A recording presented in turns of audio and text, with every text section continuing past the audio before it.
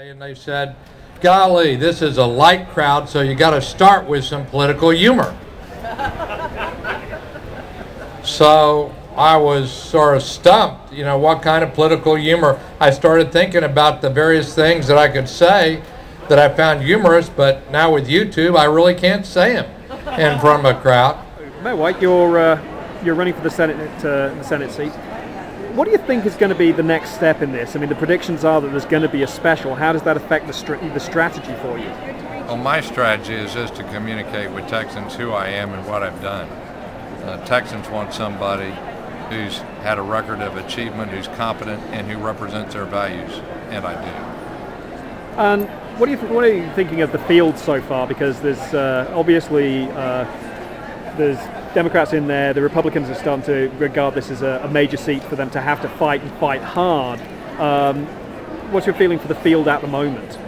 Well, you know, I'm sure they're fine people, but you know, I'm the only person in the field that has ever served in the federal government, and that was at a senior level.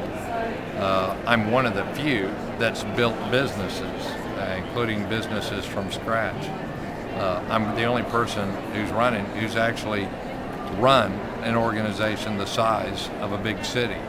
And I think that's important because often in DC, people have a good idea, but they don't know how to implement it. We asked the EPA whether the TCEQ was complying with the Clean Air Act.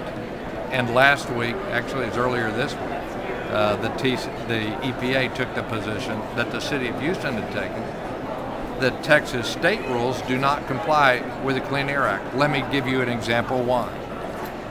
Last September, right when we were in the middle of Hurricane Ike, there was a permit by a company to put out dozens of tons of a chemical called benzene. You can look that up and Google it.